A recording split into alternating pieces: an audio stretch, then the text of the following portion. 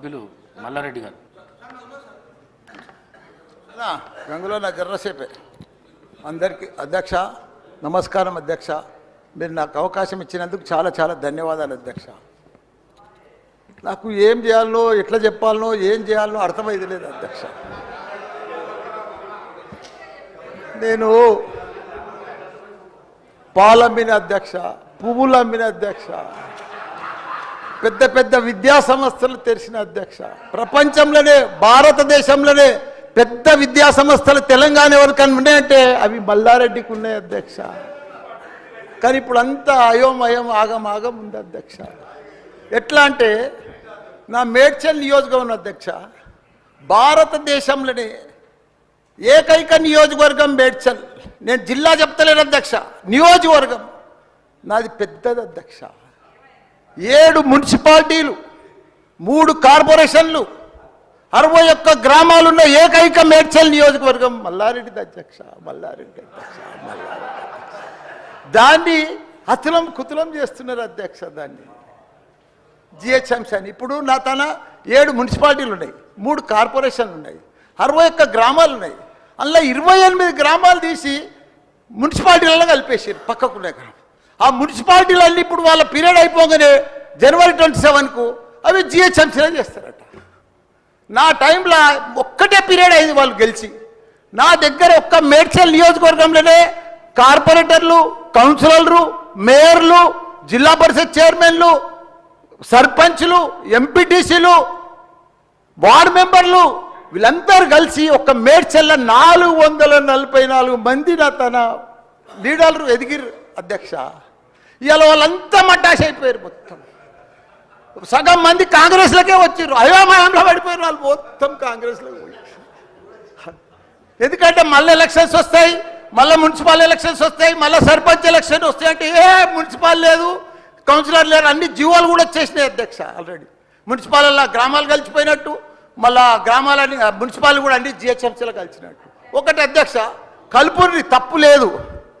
9 మున్సిపాలిటీలు అప్పుడు సరౌండింగ్ షేర్లింగంపల్లి కానీ కొద్బుల్లాపూర్ కానీ ఇవన్నీ కలిపినప్పుడు ఏమీ లేదు. ఇప్పుడు మా తాన కూడా మున్సిపాలిటీలలో ఇప్పుడిప్పుడే ఈ 5 ఏళ్ళనే డెవలప్ చేసినాం మేము. కానీ ఇప్పుడు ఇప్పటికీ ఇంకా గ్రామీణ వాతావరణమే ఉంది, ఇంకా పొలాలే ఉన్నాయి, ఇంకా సరిగా బాత్రూమ్లు కూడా సరిగా లేవు ప్రజలకు, ఇంకా పెంకిటిల్లే ఉన్నాయి.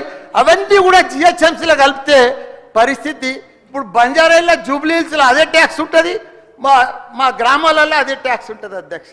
ఈ పైసలన్నీ కూడా తీసుకుపోయి ఏదైనా పెద్ద పెద్ద ఫ్లైఓవర్లు వేయాలన్నా ఏది వేయాలన్నా మళ్ళీ జూబ్లీహిల్స్ బంజారాలని ఖర్చు పెడతారు అధ్యక్ష. మా పుణ్యాన్ని మా మున్సిపాలిటీలో అట్లనే ఉండని, ఇంకో పీరియడ్ ఉండని, ఇంకో 2 ఉండని. శ్రీధర్ బాబు గారు మా సీఎం కూడా చెప్పండి మీరు దయచేసి ఈ సభ ద్వారా మా మున్సిపాలిటీలో ఇంకో పీరియడ్ ఉంటే మంచిగా అవుతుంది. ఎందుకంటే గ్రామీణ ప్రాంతాలు ఉన్నాయి, ఇంకా వ్యవసాయాలు ఉన్నాయి, ఇంకా పెంకటిళ్ళు ఉన్నాయి. మనం అన్ని ఇప్పుడు నా అన్ని కూడా జిహెచ్ఎంసీలో కలిసినట్టు. నాకు రూరల్ లేదు, ఎంపీటీసీ లేదు, సర్పంచ్ లేడు, కౌన్సిలర్ లేడు, ఓన్లీ కార్పొరేటర్. అది కూడా 20-30 వేలకు ఒక్కరు అవుతారు.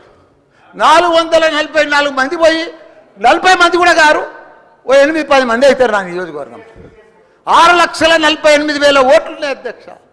అది అయిపోయిందా, ఈ పార్టీకి అయిపోయింది. దయచేసి అది చెప్పినా మీకు అంత మనవించుకున్నా. హైడ్రా భారతదేశంలోనే మన హైదరాబాద్ అంటే తెలంగాణ రాష్ట్రం అంటే ప్రపంచమంతా మోగిపోయింది అధ్యక్ష.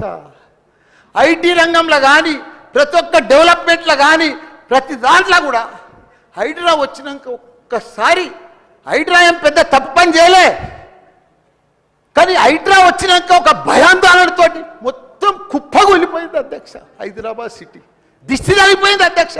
నువ్వేమన్నా అనుకో, ఎందుకంటే నాకు పెద్ద ల్యాండ్ బ్యాంక్ ఉంది, నాకు పెద్ద విద్యా సంస్థలు ఉన్నాయి, నాకేం నష్టం లేదు, నేనేం ఎఫ్టీఎల్లో లేను, బఫర్ జోన్లో లేను. నేను జనరల్గా చెప్తున్నా, అభివృద్ధి అమెజాన్, గూగుల్, ఫేస్బుక్, యాపిల్ లాంటి కంపెనీలు అమెరికా తర్వాత ఇక్కడ మన హైదరాబాద్ తెచ్చిండు మన కేటీఆర్ అధ్యక్ష.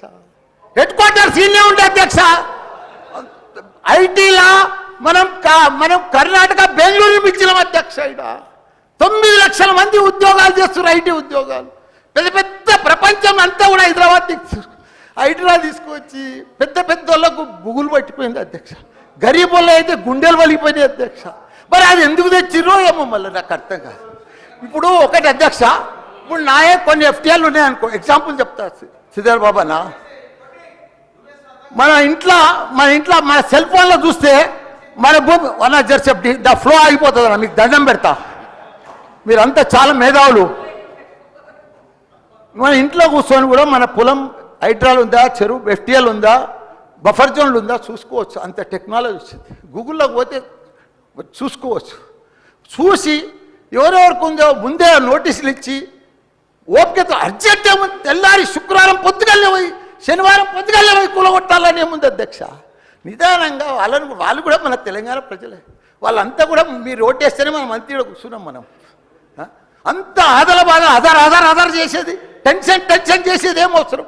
మంచిగా నోటీస్ ఇచ్చి బాబు చేంజ్ చేసుకో, మార్చుకో, చూసుకో, నీకు ఇది ఇస్తాం, గరీబోడు ఉంటే ఇది ఇస్తాం, ఈ బెడ్రూమ్లకు అని నిమ్మడంగా చేస్తే అయిపోయాయి కదా. ఇంకా 4 ఏళ్ళు ఉంది కదా మీకు, ఈ ఏడాదిలోనే ఫస్ట్ ఇయర్లో చేయాలని ఏముంది, అన్ని కొన్ని చేసుకుంటా వండి. రియల్ ఎస్టేట్ అయితే అధ్యక్ష రియల్ ఎస్టేట్ అయితే కుప్పగొల్లిపోయింది. ఏదైనా పెళ్లికి అమ్ముదామన్నా కొంటలేరు ఎవరు, పైసల రొటేషన్ లేదు, వ్యాపారాలు లేవు, బిజినెస్ లేవు, ఏమీ లేవు అధ్యక్ష. దయచేసి మీరన్నీ కూడా ఆలోచన చేయాలని మంత్రులు కూడా ఉన్నారు, అందరికి కూడా చెప్తున్నా, అందరికి కూడా దండం పెట్టి చెప్తున్నా. థ్యాంక్ యూ అధ్యక్ష.